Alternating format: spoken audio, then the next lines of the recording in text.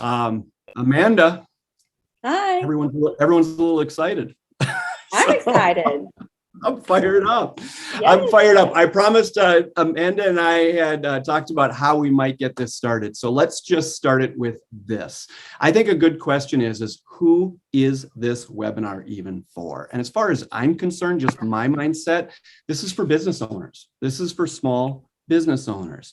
And when I say small business owners, some of you that have worked with me have heard this and have heard me harp this until the day I die. I probably will harp this. If you are a real estate agent, I don't want you to wake up in the morning and think of yourself and identify as a realtor. I want you to wake up in the morning and see yourself for what you really are. And that is, you are a small business owner. You are a business owner that provides real estate as a service. Okay. If you are an independent TC, you are not a TC first.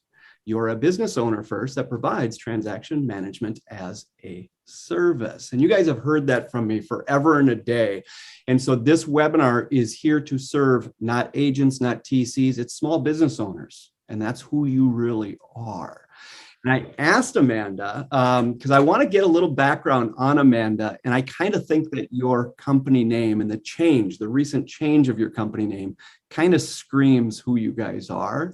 Can you tell me, how long ago did you change that company name? I know it was fairly recent.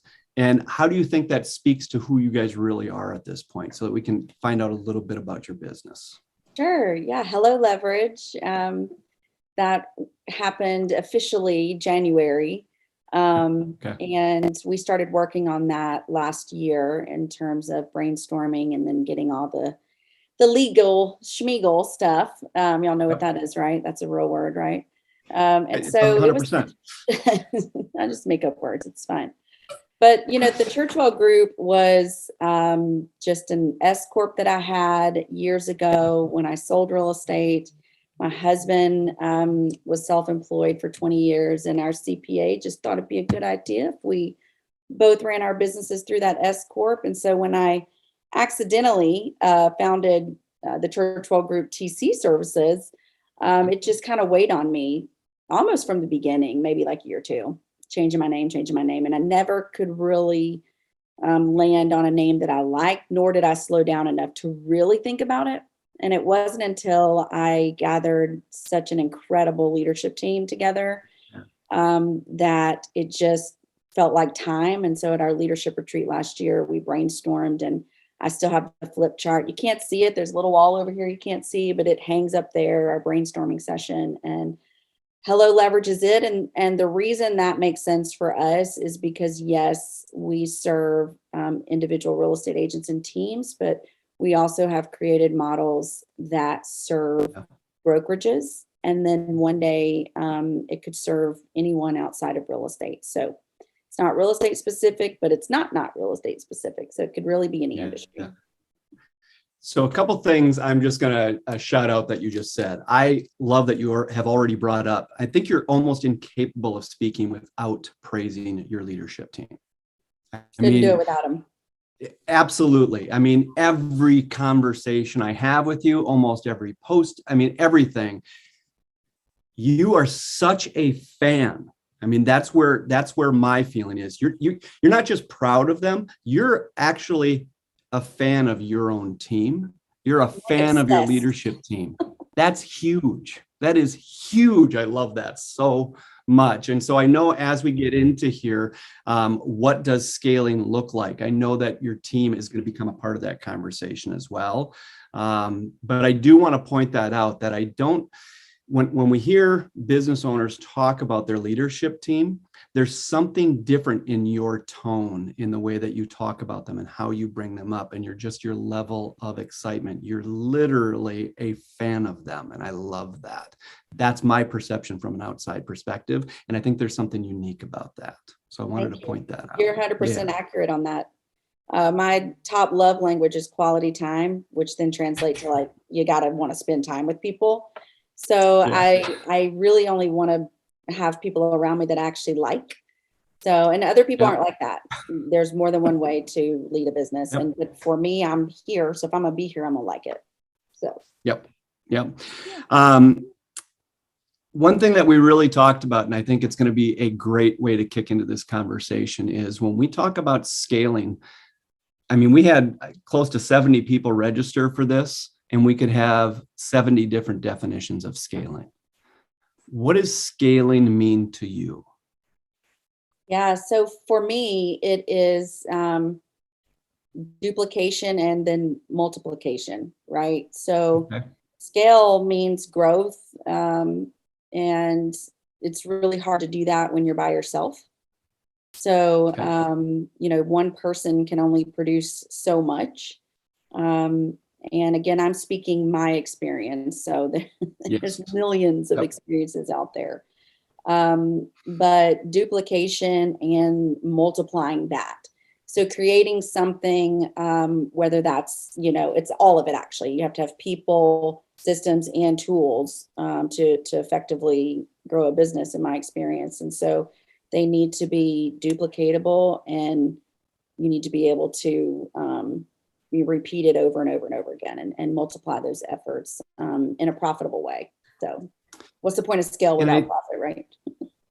Yeah. And I look at this audience, and because I know so many of them, I know a little bit about the size of their business. So I do know some people here that have, done a pretty amazing job at scaling their business, and they've got nice organizations and everything else. But we also have some people where it is still just them.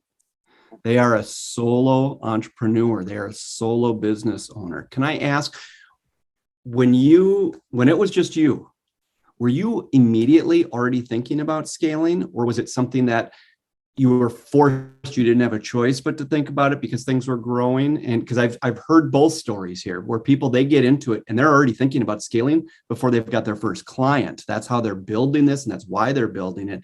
Versus other people are like, I don't have a choice but to scale now because it's outgrown me, and I didn't see that coming. Where did you come from? The latter. So again, was so accidental, but it's not in a bad way. So when I started a family, I have 3 kids now, 11, 7, and 5. When my 11-year-old was born, I stopped selling real estate and decided not to go back. It was about a year and a half later that I started this business, but it was really just helping my former real estate team. I had never been an admin for a real estate team, but I had a knack for contract issues, and I was very particular about the way things worked. And so they liked that and asked me would I work for them. I wouldn't have to come in. I could work while Lauren napped. And I was like, yeah, let's talk about it. So it was transaction coordinating is what they really needed. I didn't know it was a thing. I really didn't know it was a thing. And one of our mutual friends, Amber Pickett Dom, now that she's married, she's the one that introduced me to this group back in 2018. But anyway, the TC world, as a whole, there's this big, y'all are like this big, amazing world that I had no clue of for 6 years. So anyway, so yes, immediately I was licensed at a large brokerage in Atlanta, Georgia. So that alone, it's a really heavy real estate market, amazing place to be in business. And it just, when my friends in the office found out that I was working for my team, who were also my friends, they were like, well, can you do it for me? I was like, okay. Can you do it for me? Okay. Further down the hall, can you? It literally, just think of a snowball catching steam. And so it was the next year, I was like, I had too much business. I don't like to say no. One, I'm not a people pleaser. I do like people to be happy with me, but I'm very competitive. Right. So I really just didn't want to turn it down. And so it was a choice, and you do have a choice. It is a personal choice. And it was, and I went to my family with it. My parents were involved with it. I was like, all right, I can either say no and only do the business that I can handle, or we can, really pop the top and grow this thing. And so that's what I chose. And I'm super happy about that, because at the time I didn't realize what it would mean to employ people at a heart level, at a soul level. Of course, I knew, okay, if I'm going to grow it, I got to get some help, right? But it occurred to me very, very quickly, because the opportunity was perfect for other people like me, moms who, were really talented, wanted to have a career, but also wanted some sort of flexibility around their family life as well. So that was a really, really cool thing that happened. And once I figured that out, I was like, oh, we're not stopping. Like, we're going. Yeah. And we didn't get into the details of your company, but you just said a couple things. So I want to tie some things together because I really want to be able to dive in, because I know people are here and they're looking for, so what did you do to scale? What does scale look like? What are, so a little more technical stuff. Before we dive into the technical, there's no way that you get to mention that you have an 11, a 7, and a 5-year-old. There's no way that you get to talk about the fact that you just mentioned moms. You also, let's just be honest, your current business, aren't you in like 24 or 25 states? We are 24, yes. Okay. So waiting on that 25th who's dragging his feet. So this is not a small organization. So the reason why I wanted to point this out is I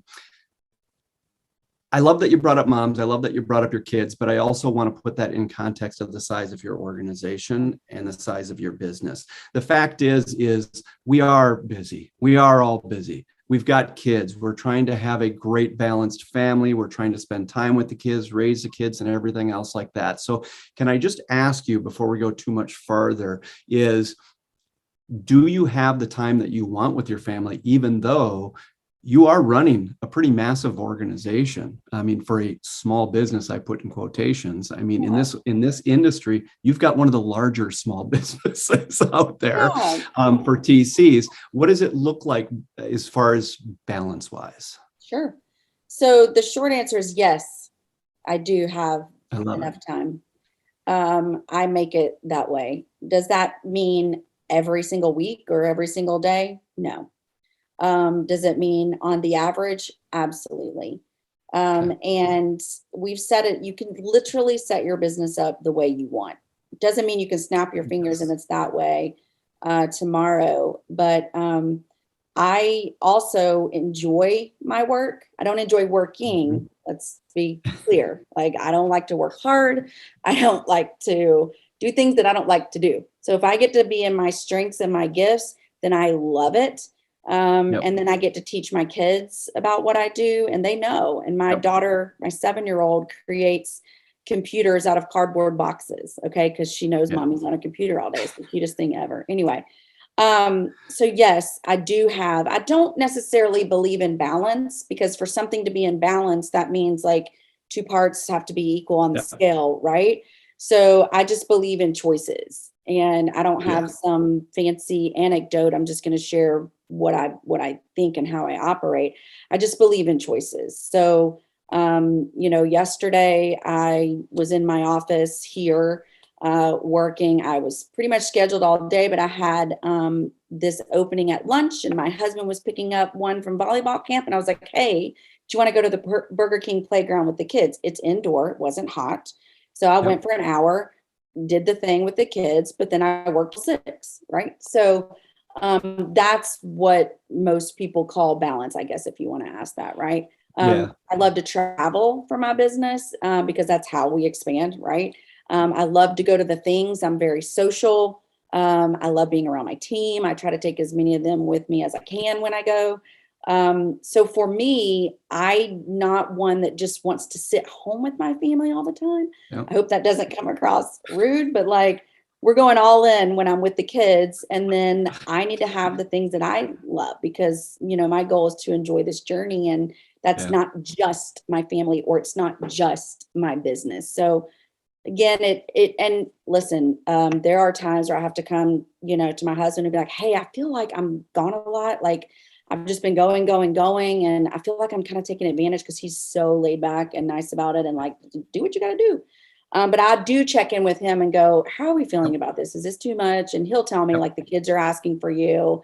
There was a one trip where I was gone maybe like 5 or 6 days. And he was like, the kids really start after 3 days, because we talk about that, right? So I can plan as best I can. So I forget what else you asked about, but with the kids, yes, I have the time that I want with them. Yeah, a couple things that I'll just point out. Number one, if anybody wants to rewind this video when it's on replay and go back about 3 minutes when I asked the question, just look at what a struggle it was for me to even use the word balance. I was struggling to get it out of my mouth and thank you for, because I didn't want to go into a teaching about balance or anything else like that. It's such a general used term out there, but my favorite is more counterbalance. I believe in counterbalance.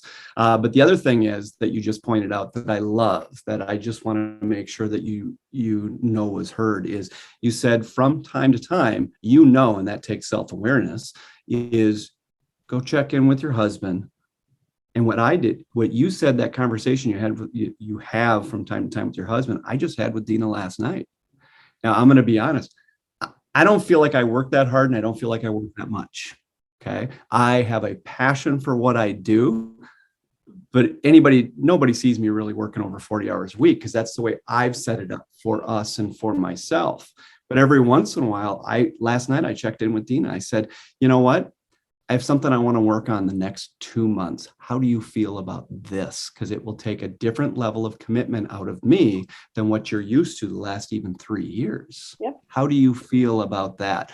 And I love that those conversations are happening for you, because they resonate with me, because I literally just had that conversation last night. We just had it yesterday, actually, because Okay. next week I've got like events 3 days in a row, and then I want to stay overnight, and that was an unscheduled thing. And I'm like, how you feel? Is this okay? He's always yes, by the way. It makes me feel better to ask. It makes me feel like I've asked. But the big thing about this too, and I guess if you're here and it's a webinar about scaling, then there's something in you that wants to be bigger than you are now, whatever that looks like for you. But business hours are super important, right?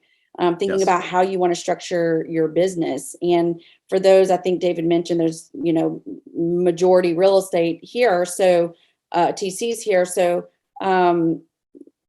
we are not required to be on like our clients are. We're paid different. We offer different services. It's a completely different thing. And so if you have night and weekend hours, awesome. If you've structured your business that way, we're looking at things to do that. But forever, we've been, Monday through Friday, 9 to 5, and you won't have a 9 to 5er also covering nights and weekends. That won't happen. So as much balance as I have, we encourage that with our team. And we're pretty strict on that. Like we watch, and we're like, are you working at night? Are you working on the weekends? Why? What's happening? What's missing that you have to work, that much to catch up? So that kind of thing is very important, as a whole for our company. Yeah. And I would say that if Chrissy were to speak up right now, she would say that probably resonates with her, because if I even get an inkling that she's working extra hours, nights, weekends, or anything else like that, we have to have a little conversation. Because we have built this so that she can have her nights and weekends with her family, and to do her choirs and to do the different things like that. So, all right. So let's dive into regards. If you had a couple things that you would want to share around scaling, what are some things that you would want to share with everyone around scaling specifically? When you asked me that question, when you asked me to do this, I really, the number one thing that came to mind was the customer experience. And I want to get to it. I'm a high D and a high I. So sometimes I can go straight to the end and not give you enough stuff to go on. So I'm going to try to explain this, but not go too far. And so in our industry specifically, at least from my experience and what I see, sometimes we, as the operator or the service provider, can really get caught up in the rules that we've laid out to provide the service, right? And I see a lot in our community where we get, upset when clients ask for certain things or this and that. And I'm not talking about the inappropriate asks or the clients who take advantage or don't respect. I'm just saying in general. Mm-hmm. And so I was like that. I used to get really defensive if a client messaged me and said, why didn't you send something? Or, hey, you didn't send this. I need you to get this, blah, blah, blah. And I'm like, oh, yes, I did. Here's the email. Here's the time and day I did. And here's where I followed up with you that I did. You know what I mean? And just defending the whole thing. Right. Yeah. And so it was actually my first client and friends of mine to this day, like they're the reason that this even exists. But it was them when we were having a conversation one time and I was frustrated at the lead agent and her partner and I were talking. And she goes to me, she was like, sometimes it's okay for the customer to be right. And you don't always have to be right. You don't always have to have your say. And sometimes you even take it wrong where she doesn't even care if you're right or if it happens. She just knows that somebody else has come to her and asking for it. And in that moment, she just wants it done.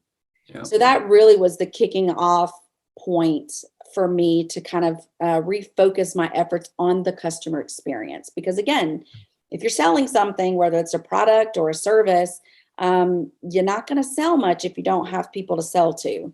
And so a book that I just read, like, I don't know, a year or so ago, but that like changed my whole way of thinking again, or I should say enhanced it and increased upon that, is Invent and Wander, Jeff Bezos with Amazon. So any things that I mention, it's not an endorsement of that person or that company. It's just everyone has something that you can learn from.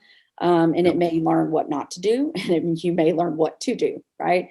And so Invent and Wander was an incredible book. My whole leadership team read it, and Amazon is customer obsessed to the point of spending millions of dollars in losses just to meet the customer needs so that they would gain the customers for life. So it wasn't about the short-term profits. It was about the long-term customer retention. And so in my organization, we talk a lot about retention of people, and retention of our customers and our clients. And I don't know about any of you all who have agents as clients, but it can sometimes feel like a catch and release. The bigger you get, the more volume you do, right? You have agents come in, come out, get busy, get slow. And it feels like you're always chasing, contracts, and you are. Like it's just sales. But the more of them that you can have fall in love with your service or your product, then that brand loyalty and that customer retention rate starts to go up, right? And that's a big deal. And in the long run, it gives you more profits than seeking the short-term profits. So customer experience is really huge for us. And I will say too, it's customer, not competitor obsessed. Okay. Yes, I know who my competitors are. I see several of them on this screen right here, and I love them dearly. The ones that I know your name and you know mine, we have a great respect for one another, I believe, at least for me, I do. I'm not following what Nicole's doing. Do I call Nicole for tips and questions and, hey, I heard you did this. How are you doing that? 1000%. Do I go to dinner with Nicole when I'm in Nashville? Yeah, if she'll make the time, right? But I'm not studying what she's doing on the daily, or she put out a marketing, or maybe her marketing landed on one of my clients' desk. I have no idea that happens. Because if I'm focused on what Nicole's doing, or what Jen's doing, or what, Mary's doing, then I'm already late. I'm already behind because they're already doing it. Versus if I focus on my customer, what do they want? Everything that we do at Hello Leverage was by demand of our clients. Now, full disclosure, I'm really slow. So if some of y'all hurry, y'all can beat me, okay, if that's on your mind, because you can. Because I'm really slow to get to change and to adopt things and to launch things. But I just make my clients beg for it enough that, okay, fine, we'll do it, okay? And then you have to run it by Megan, and then she's the gatekeeper, and she's like, yes or no. And I'm like, okay. So customer obsessed, not competitor obsessed. You be smart about it. You need to know what's going on in the market. You need to know what competitors are offering, right? How else would you know if you're going to gain market share, right? But pay attention to your customer. I love it. I love it. Those that are familiar with Cultivate Wins and the 5x5, that comes in a lot of times. You hear me talking about compassion until I'm blue in the face. I will never stop talking about compassion and finding ways to bring that into the conversation. But the other one that you hear a lot is joy. And I am hearing what Amanda is saying in the same heart and spirit that I can't stop thinking about joy. I don't believe it's my job to bring my customers joy, but it is my job to be self-aware what has the potential of stealing their joy. And so a lot of times when you talk about, customer experience is part of what it means, or an important ingredient for scaling, same thing. We are hyper aware as to what has the power to steal our clients' joy, to steal our agents' joy, to steal our buyers' joy, to steal our sellers' joy, to steal even our vendors' joy.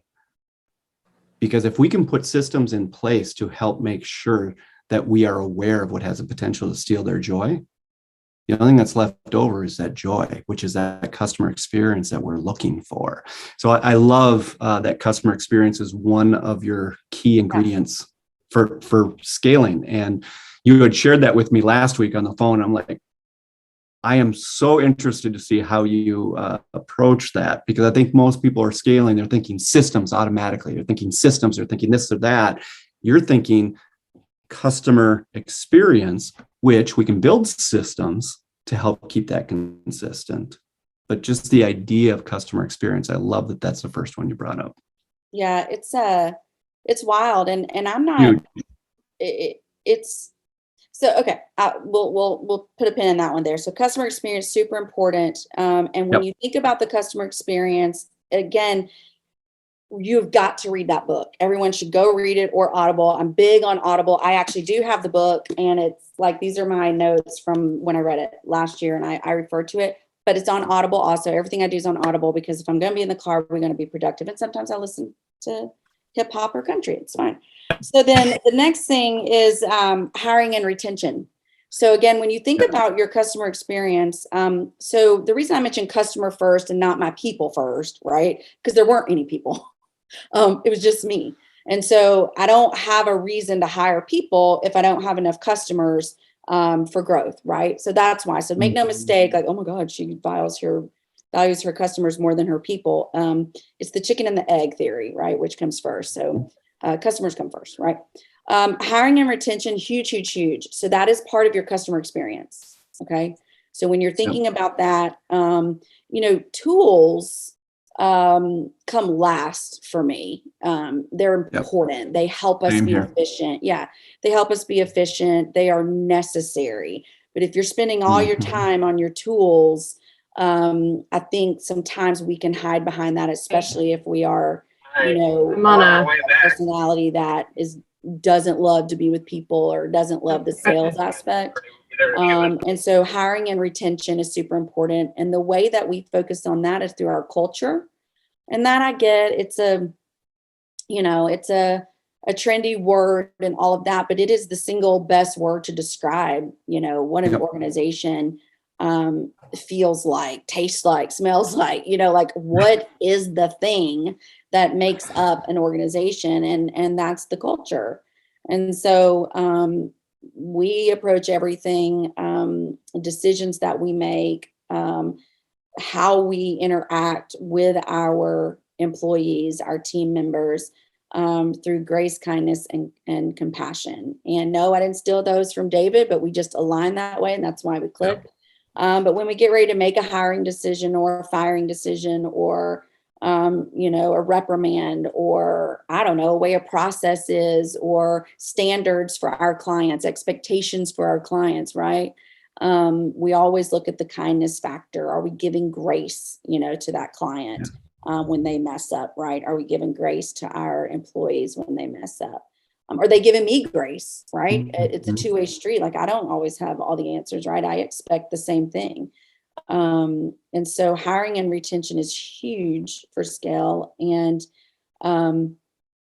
if you don't fail in these areas, you're not scaling or doing it big enough, or thinking big enough, or taking risks. So I love to fail fast. I'm like, let me fail fast. Let me do it now. Let me wreck this so I can fix it and get to the good stuff.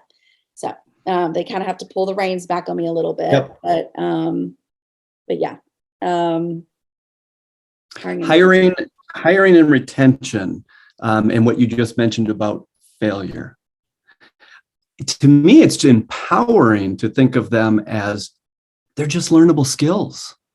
Mm-hmm. They're learnable skills. It's not as if someone, they're just naturally better at that. If you're willing to put in the work, It's absolutely something that you can get better at. But just like learning anything else, I got my guitar sitting in front of me, piano or whatever, I'm going to make some mistakes before I play the right notes. I didn't know any of what I'm telling you 10 years ago when I started my business, legit. My first coach was my dad. Yep. He's a pastor. So I leaned on him because he knows people. And at the time, my biggest issues were people. First, it was my clients, because again, I was very defensive and I was very much like, I'm doing it right. You just didn't read the email, right? Or I sent that, you just didn't respond, or whatever, right? And I wasn't ugly like that, but it came across defensive, right? So I would go to him. I got smart and I was like, all right, clearly this is not working. So we'd spend hours talking every week, like, all right, how do I deal with this client? They're complaining about this, but I did, and then it turned into, how do I deal with this new hire that I have, right? So that was huge. Then, as I grew and I had, a handful of TCs working with me, I got a real coach. Not that my dad's not a real coach. He's amazing, right? Pastors are real coaches, but a professional coach, if you will. David Patterson's his name, and he used a lot of John Maxwell leadership coaching to help me with leadership growth. And around that same time, I found Entree Leadership. This is another fantastic resource, depending on where you are in your business. Entree Leadership is a Dave Ramsey company. But Entree Leadership is about small business owners. So it's Entree as an entrepreneur, and then leadership, right? That was really helpful because it was all about a lot of hiring metrics, just a lot of the operational side. And they kind of open up the playbook, for how they built such a successful organization at Ramsey Solutions. And so I took their big master series week-long course. I took it twice. I'm trying to look at the tags back there. I think there's 2. I took it twice. It's not cheap, but you can get the book, Entree Leadership. Fantastic book. That's a really good one. So studying leadership if you're going to hire and employ people. And then I used the brokerage that my license is with, is Keller Williams. And they have a fantastic hiring course called Career Visioning. Anyone can take it. If you want, more information on that, you can just literally Google Career Visioning and put in like your area. And if you're in a big enough metropolitan area, then you'll probably find a class. We take that at least once a year. And my entire leadership team, I think, has taken it, except for our 2 newest leaders that have been in leadership for less than a year. But so that's a huge gift you can do for yourself. So on your P&L, your budget, I should say, you need to have a line item for your own education and your own development. Yes. And for your coach. And again, I'm not promoting David. I promise he did not ask me to do that, although why would you not? But right now, I have 3 coaches, 2 coaches that I pay, and then a mentor, and probably countless mentors if you really wanted to get down to that. I pay a lot of money on personal development because my organization can only be as good as me. Even if I have amazing people, which I do, they're limited by what I allow them to do, right? And so by the way, secret, I allow them to do everything.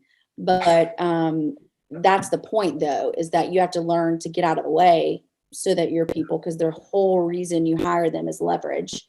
And you should be hiring smarter than you in areas where you're deficient, right? I'm best at my role, right? Vision, clarity, knowing where we're going, and making sure somebody's watching the business so that we're succeeding, right? And then I hire everyone else to do the things. So I feel like I got way off there, but. I love it. I love it. So I'm going to do, and what I do typically is I can't help myself, is I want to pull a couple things out that I just want to share with you that resonated with me. First of all is yes, I read a lot of books, a crazy amount of books, but I'm never looking to just add books to the collection. I am looking for the books that I want to reread over and over and over again. And same thing with classes and courses. So what I heard you say, you mentioned a book, but the thing that I'm hearing is you didn't just read it, you went back and you've read it multiple times. So you find a resource that works for you. Leadership is a learnable skill. Second thing is you went through some courses, and some of those courses you've gone through multiple times. Yes. You find something that resonates with you and you continue to go back to it. You don't need to just keep floating from teacher to teacher, from coach to coach, from book to book to book. Find something that resonates with you and keep going back to it and dive deeper and dive deeper. I'll guarantee you when you read it this time versus when you read it 18 months from now, you are a different human being. You will find different things in there. You're absorbing the information based on where you are. You're judging the information based on what you've experienced previously. Context. And so, you're a different person each time. And if you're going to spend money on these things, and you should, it's the best investment. I mean, I'm taking Project U for the third time. So far I've mentioned business courses, but I take personal growth and development courses as well, because you're only one person and this is one life happening at a time, right? And so you cannot separate business owner Amanda and regular Amanda. I'm just Amanda. And so it's so important that you are paying attention to what it is that you want to improve about yourself. A little side note on that too, though, is that we don't always need to work on our weaknesses, right? Because you just may not be cut out to do something.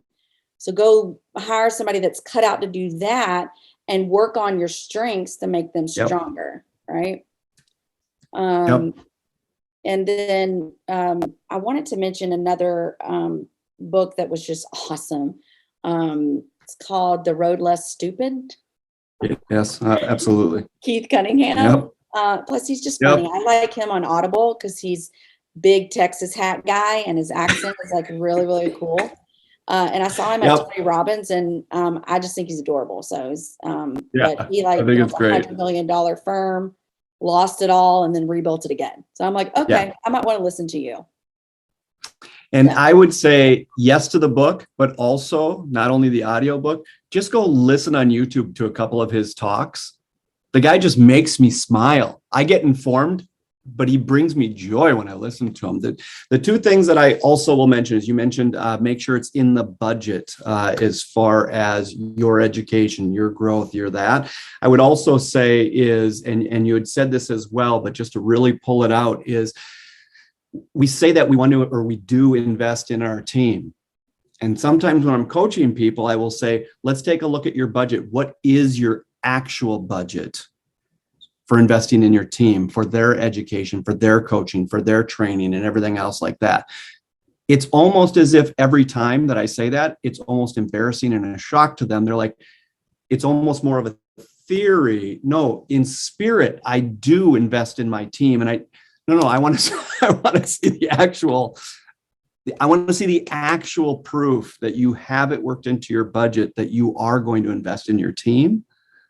And then Chrissy knows I have every quarter, she comes to me for our quarterly review. And one of the questions is, how can I invest in you this quarter? What have you researched in the past quarter that you want to be a part of?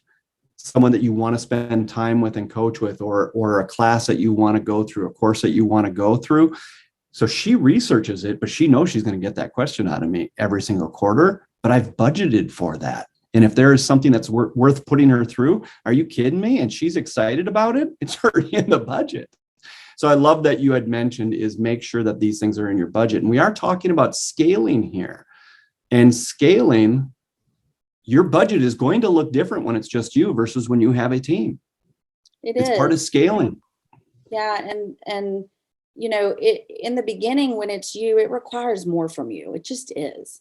And then, as you grow and scale, there'll be times where, you feel like you're more of a passive participant on the day-to-day and you're just overseeing on a high level, vision and creative realm. And then there are times where you're going to need to come back in. So let me, I didn't prepare for this, so I won't, but I've got a drawing over here that I share with my team. So picture, if you will, stairs. Okay. Picture it on a whiteboard, because you know how we draw stairs on a whiteboard, right? It's just like, right? Yep. All right. Picture that on a whiteboard, right? Okay. So you're at the bottom of step 1, right? And you're starting your business and you learn some things, you get some clients, you get to the next level. Well, there's already people at that next level that have done it, right? So now you're above the people at the level that you just left, but you're below or even with the people on the next step. So in other words, every step that you rise, you're not like, hot stuff at the next level. You start again at ground zero for the next level that you're at. Okay. Mm-hmm. And then you go up again, and now you're back to zero again at this level, right? You got to compare it to what? I had a mentor say this to me over text as I'm crying, because I'm like, you're being mean. But it was like, I got people on here and they know what I mean by this, but he was like, your people are great compared to what? A $10 million company, $100 million company. We were talking about a very specific thing, right? Yeah. And I said, okay. I said, well, I believe I've got $10 million people, but maybe we're not $100 million people yet, right? So we got a few steps to go before we get there. And so I forget why I was telling you that, but when you talk about scaling and going to each level, like you don't just learn it and then, okay, awesome, I'm up here on this level and now I'm amazing and great. No, you got to start over again at that level and keep climbing each one. And mindset wise, I see that as all relevant, because we talked about multiple things. We talked about self-education, making sure that's part of the budget, making sure that we're investing in our team and that that's actually part of the budget, making sure that we realize that that will look different when we start and we're just solo by ourselves. Not only will that look different on what we need and where we need to get the help and what type of help we need, but it also, our budgets look different when we start versus when we have a large team. Okay, thank you for bringing that back. So talking about coaching and pouring into your team. So we have that now, right? My leadership team gets coached externally. The TCs and listing coordinators and our virtual partners get coached internally by our leadership team.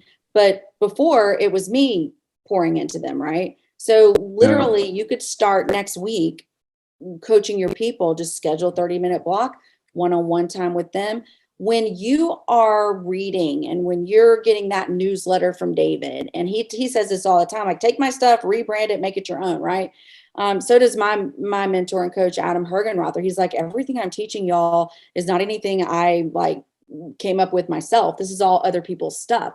Take what you read from the books, make a lesson out of it, and take it to your team meeting, right? Take it to your one-on-one with your people. You do not have to reinvent the wheel. I see it a lot where we get bogged down, and instead of doing or getting into action that's actually going to move the needle forward or carry you to that next step, we're over here just creating stuff and getting everything organized and pretty. And I learned a long time ago, perfect is the enemy of done. And I still fall into that trap. I'm very particular about aesthetic and the way things come across verbally. But after that, I don't get involved in it. Like, they run it by me and say, do you like this? Megan has learned over the last few years, what I like. And then I'll flip it on her, right? I'll read something and learn something. And I'm like, okay, wait, now I like it this way. Right. And so it's that constant next step. All right, you're ground zero. You got to learn me all over again because I went and got smart on something. Right. Okay. So I've heard this concept a bunch of different ways, but I like your specific verbiage on it. Perfect is the enemy of done. Love that. Love it, love it, love it. That's fantastic. I just haven't heard it put exactly that phrase. So that's simple. It's great. All right. I think you had 3 main things that you were going to talk about. I thought the third one is the data and your key metrics, right? So as the owner of a business, you're responsible for the vision, for clarity around that, and for watching the numbers. Okay. So, and I love data. I don't like compiling data. You're not going to find me in a Google sheet. You're not going to find me doing PowerPoints or reports. Like, you really just don't want me touching it, because I'll like resort something and it'll like go away. So But if you can surround yourself with people, and at first that was an outsourced bookkeeper, right? Now we have that in-house for the time being. So, but your data will tell you how your business is doing. It's the truth.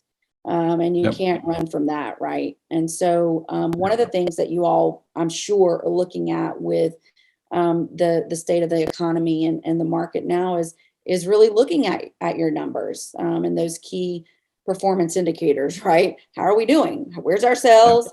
Where's our expenses? And how much money do I have left over at the end, right? And so you should be looking at that every single week. I know some owners check their accounts and numbers daily, whatever works for you. I get weekly reports. Yeah, Nicole raised her hand daily. So I'm sure Megan probably looks at a lot of things daily, but then she condenses that down to what I need to see on a weekly basis to make hiring decisions, to make, budgetary spending decisions, right? Do we actually need this?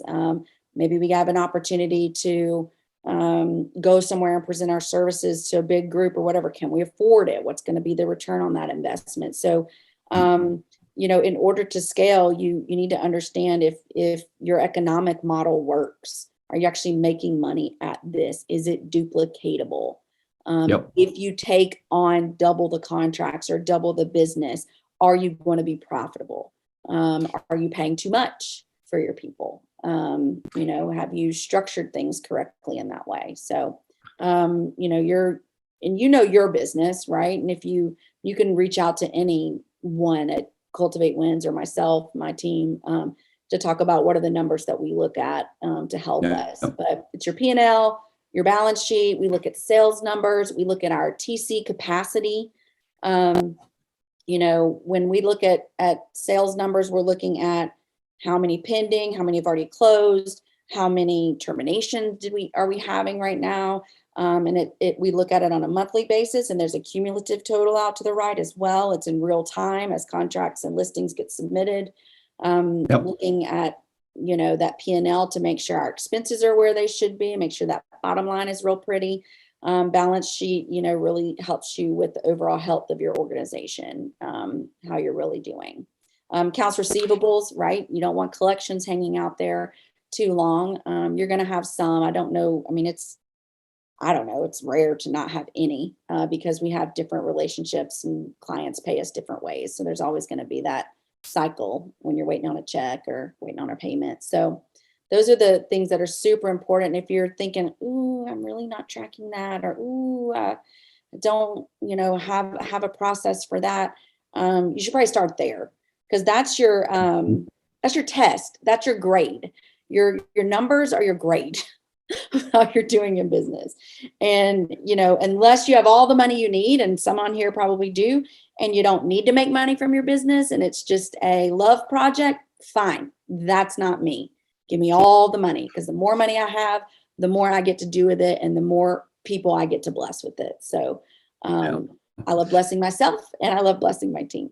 So you need money to do that.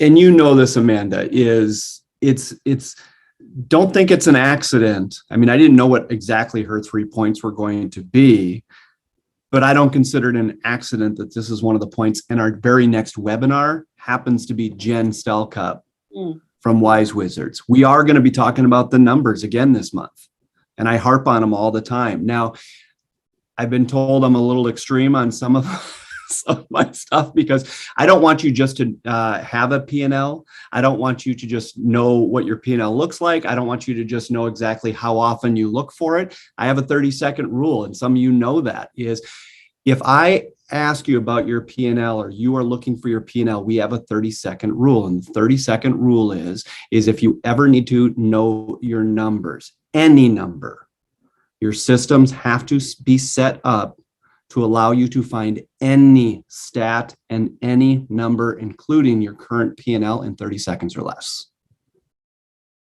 That's the 30-second rule.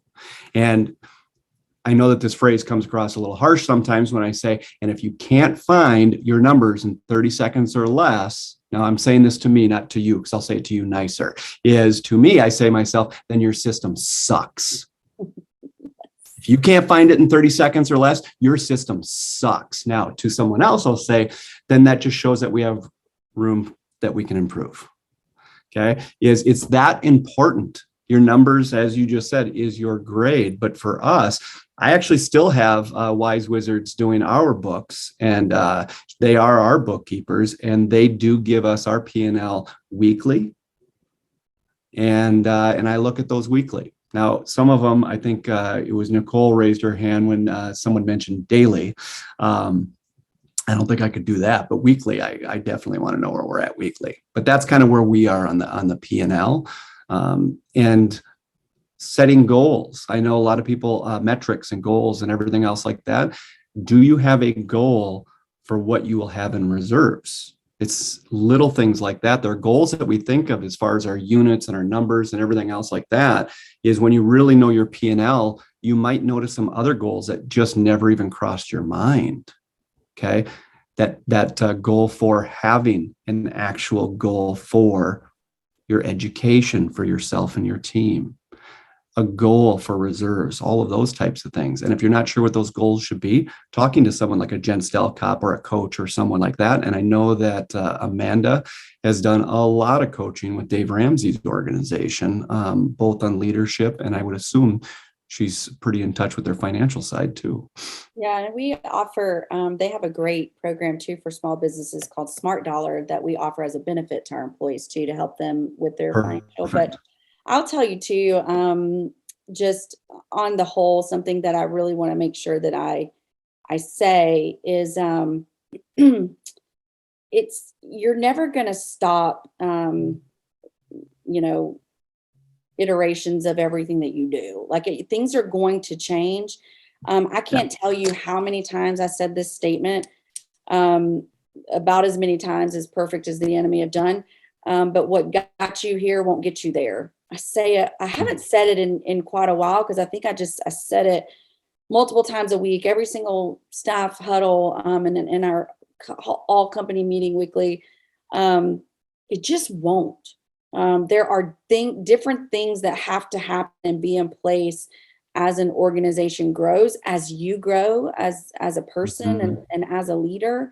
This, think about any of you exercise on here and we're like really into fitness. I don't know. I'm not, but I want to be.